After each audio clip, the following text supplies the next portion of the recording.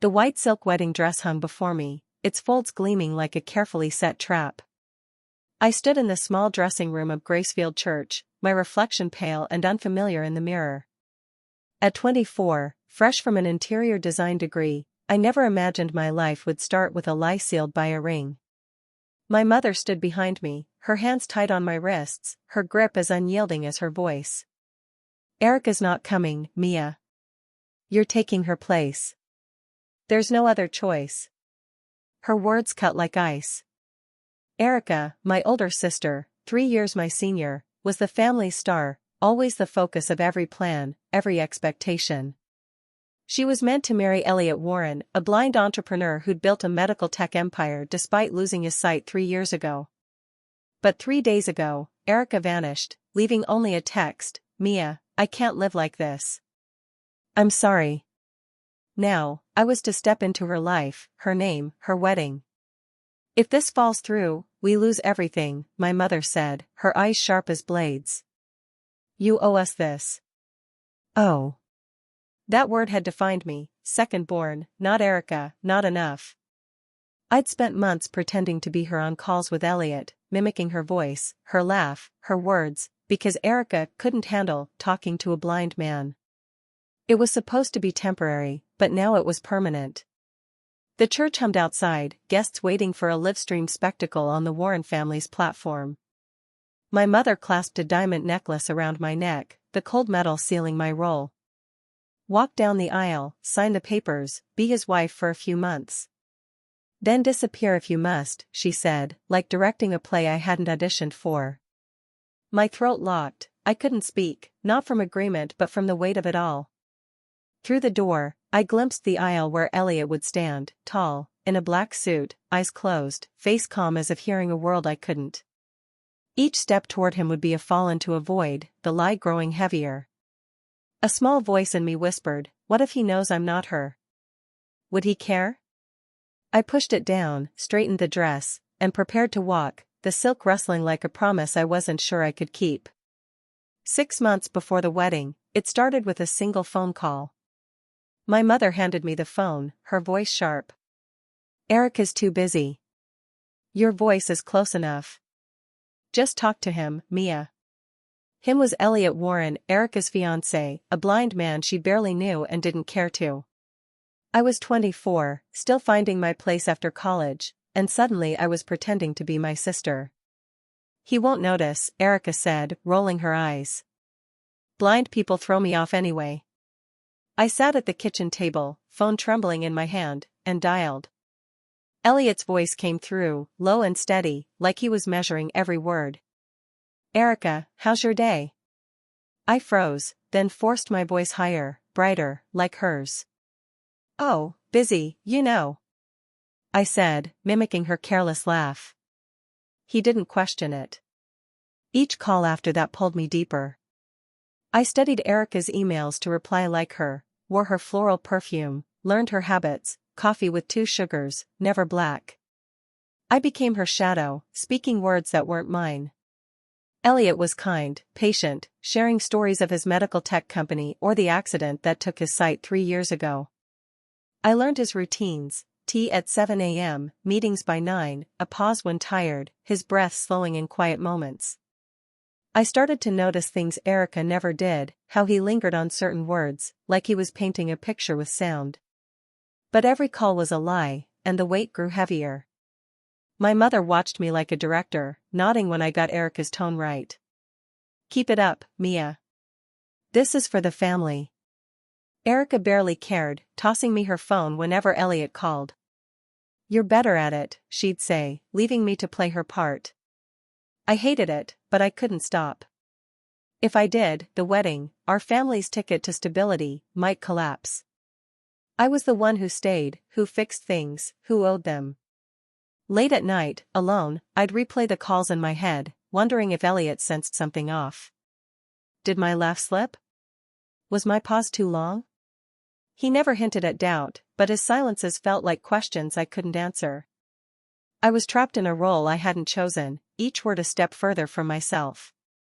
As the wedding neared, I stood in front of the mirror, practicing Erica's smile, her tilt of the head, knowing soon I'd have to face him, not just as a voice, but as a lie in white silk. The Gracefield church buzzed with anticipation, its soaring dome catching light from crystal chandeliers. I stood at the edge of the aisle, the white silk dress heavy on my shoulders, its hem whispering against the polished floor. My mother's final words echoed, "Just walk, Mia. Be Erica." At 24, I was about to marry a man I'd never met, not as myself but as my sister. The organ played softly, and every eye turned to me, the bride no one questioned. Elliot Warren stood at the altar, tall in a black tailored suit, his face serene, eyes gently closed. His stillness was like a lake, calm but deep, as if he heard the world's pulse. I clutched the bouquet, my hands trembling, and took my first step. Each one felt like sinking into a void, the lie wrapping tighter around me. The guests smiled, unaware, their faces blurred by the live stream on the Warren family's platform. My mother sat in the front row, her gaze sharp, ensuring I played my part. Halfway down, I stumbled slightly, the silk catching my heel. A murmur rippled through the crowd, but Elliot didn't move. Did he hear it? Could he sense my fear? I steadied myself, forcing Erica's bright smile, and reached the altar. The minister's voice droned, words about love and commitment that felt like lines from a script I hadn't written. Elliot's hand found mine, warm and steady, not gripping but holding, like he trusted the person he thought I was. "Do you, Erica, take this man?" the minister asked. My throat tightened. I glanced at Elliot, his head tilted slightly, waiting. "I do," I said, my voice soft, almost breaking. The words felt like a betrayal, not just to him but to myself. The crowd erupted in applause, the sound crashing over me like a wave. Elliot's fingers tightened briefly, as if he felt something in my pause, a tremor, a truth I couldn't voice. The ring slid onto my finger, cold and heavy, sealing the lie. I looked at Elliot, his closed eyes hiding whether he sensed the fraud standing beside him. A small voice in me whispered, "What if he knows? What if he sees me, not her?" I pushed it away, focusing on the minister's final words. As we turned to face the crowd, Elliot's hand still held mine, and I wondered if he felt the pulse racing beneath my skin. The ceremony ended, but the weight of "I do" lingered, a promise I wasn't sure I could keep, to a man who deserved more than a borrowed name. The reception hall glowed with soft light, satin-draped tables lined with wine glasses and delicate plates. I sat beside Elliot at the head table, the weight of the wedding ring still foreign on my finger. Guests swirled around us, their laughter and toasts a blur, like a performance I was only half part of. My mother glided through the crowd, her smile polished, as if she'd won a silent battle. I picked at my food, each bite a test I wasn't sure I'd pass, my heart racing under the borrowed name of Erica. Elliot was quiet, his head tilted slightly, listening. His black suit was crisp, his closed eyes calm, but I felt his presence like a steady pulse. Every clink of silverware, every breath I tried to steady, he seemed to notice. I shifted in my seat, the silk dress rustling, and his hand brushed mine, light but deliberate. "You're trembling," he said suddenly, his voice low, cutting through the noise. I flinched, forcing a laugh, one I'd practiced to sound like Erica's. "Just tired," I said, the words thin, rehearsed. He didn't reply right away. His fingers rested near mine, not touching, but close enough to make my pulse jump. "Your voice," he said, calm but pointed, "it's softer today, slower." My stomach twisted. I turned to the table, gripping my napkin, scenarios racing, deny it, change the subject, laugh again. "It's the big day," I whispered, hoping the excuse would hold. Elliot inhaled slowly, like he was catching a scent that didn't fit. "And your perfume," he added, "it's not the usual one." I froze, the floral scent I'd worn for months suddenly a traitor. "I forgot," I mumbled, my voice barely audible over the chatter. He nodded, but his silence felt heavier, like he was piecing together a puzzle I hadn't meant to show. The crowd clapped for another toast, and I forced a smile, playing the bride. My mother caught my eye from across the room, her nod a reminder to keep the act intact. As the music swelled, Elliot leaned back, his posture still, but I sensed he was listening not to the room but to me, my uneven breaths, the way I held my fork too tightly. He couldn't see my face, but his quiet attention made me feel exposed, like he saw past the silk and the smile. I wanted to run, to shed Erica's name, but I stayed, pinned by the role I'd been given. The reception spun on, a symphony of joy I couldn't join, and Elliot's words lingered, a crack in the lie I wasn't sure I could mend. The sleek black limousine glided away from the city, leaving the reception's noise behind. I sat beside Elliot, the Warren estate waiting near Lake Magnolia, its image in my mind, sloped wooden roof, stone paths, towering pines, now just shadows beyond the window. The wedding ring felt heavier, the silk dress too tight, as if it knew I was still playing Erica. Elliot sat quietly, his eyes closed, his steady presence both calming and unnerving. I was alone with my husband, a stranger who might already suspect I wasn't his bride. The silence stretched, broken only by the soft hum of tires. Then Elliot spoke, his voice low, deliberate.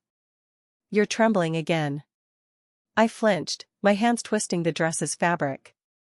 "Just cold," I lied, forcing a light tone, but it cracked. He tilted his head, like he was listening past my words. "No," he said, "your voice is different, softer, like you're holding something back." My heart raced. I turned to the window, the dark blurring outside, searching for an escape from his quiet scrutiny. "And your perfume," he added, his tone calm but piercing. "It's not the one you always wear." My breath caught. I'd worn Erica's floral scent for months, but today, in my rush, I'd missed a detail. "I forgot," I whispered, barely audible. He didn't respond, but his slow inhale felt like he was catching a truth I hadn't meant to reveal. The car turned onto a gravel path, the estate's lights faint in the distance, and I fiddled with the ring, its metal clinking softly.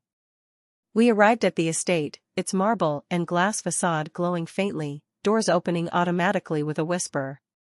Inside, the air was cool, sterile, the quiet of wealth swallowing every sound. Elliot led me to the dining room, his steps sure despite his blindness, and we sat at a small table under a single warm light.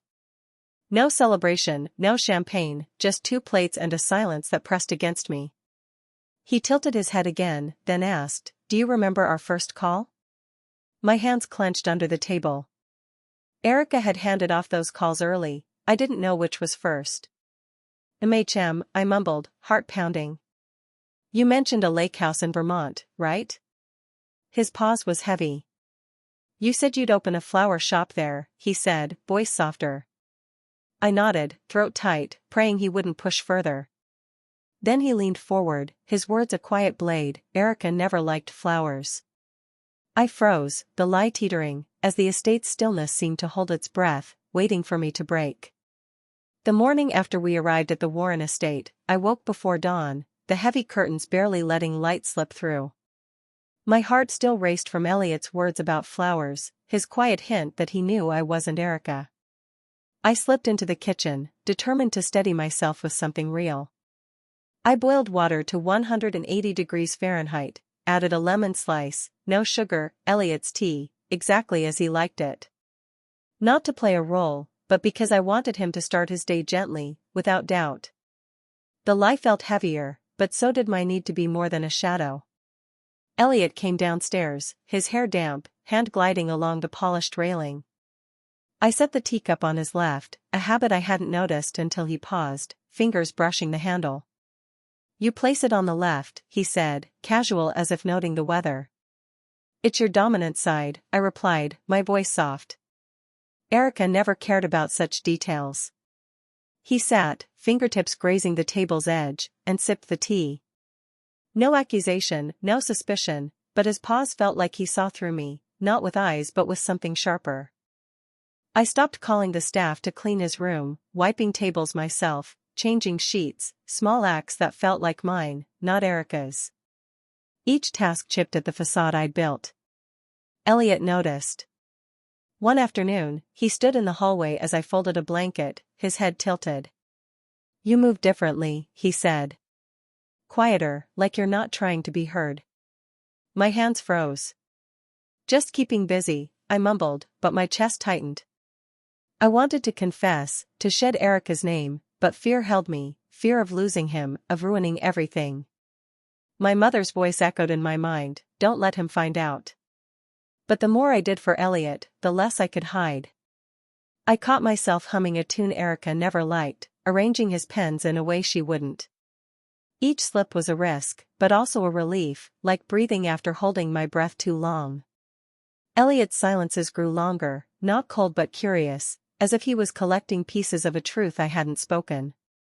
That evening, as I poured his tea again, he reached for the cup, his fingers brushing mine. "You're not just filling in," he said, voice low. "You're here." My heart pounded, not from fear but from being seen. I wanted to tell him everything. Mia, not Erica, loved making his tea, loved the quiet of this house. But the words stayed locked, and I only nodded, the lie cracking under the weight of a truth I was starting to want more than anything. Days later, I found myself in the estate's library, a room untouched since Elliot's accident. Dust coated the shelves, books stacked haphazardly, pens scattered across a desk. I started cleaning, not for Erica's role but because I wanted to know the man Elliot had been. I traced the spines of novels, finding notes in his neat handwriting, thank yous, quotes, tiny glimpses of someone who loved stories. Each discovery felt like meeting him anew, and my heart ached for the truth I still hid. Elliot appeared in the doorway, his hand on the frame, head tilted as if sensing the change. "Erica never came here," he said, voice soft, almost curious. I paused, holding a book, and replied, "It needed care." "Dust doesn't suit you." He stepped inside, fingers trailing the desk, and I wondered if he felt the room's shift, like I felt his presence. "You're right," he said, a faint smile breaking through. "It feels lighter." That afternoon, I asked him to walk in the garden, a bold step I hadn't planned. He left his cane behind, trusting my hand on his wrist, our steps slow, matched. I described the lavender swaying, the orange maples glowing in late light, the red dahlias tucked in a corner. He listened, silent, until I mentioned the flowers. "Why not tulips?" he asked suddenly. My breath caught, tulips were Erica's favorite, not mine. "Other flowers deserve attention," I said, forcing a smile, my voice shaky. He nodded, but his pause felt like he'd caught another piece of me. That night, I read to him in the living room, choosing a short story about a girl finding herself, not Erica's usual Shakespeare. My voice was mine, warmer, softer, as he'd said. When I paused, he spoke, his words gentle but piercing. "Your voice is different, not like someone playing a part. The way you touch my hand, it's softer, real." I clutched the book, my heart tight, not from fear but hope. "If you're someone else," he added, turning toward me, "I might like that person more." I froze, the lie crumbling under his words. He didn't need eyes to see me, only the rhythm of my steps, the warmth in my voice. I wanted to confess, Mia, not Erica, chose this story, this moment. But I only whispered, "I'm glad you think so." His hand found mine, holding it gently, like a promise waiting to be spoken. The garden, the library, this quiet room, they were ours, not Erica's, and for the first time I felt seen, not as a shadow but as myself, even if my name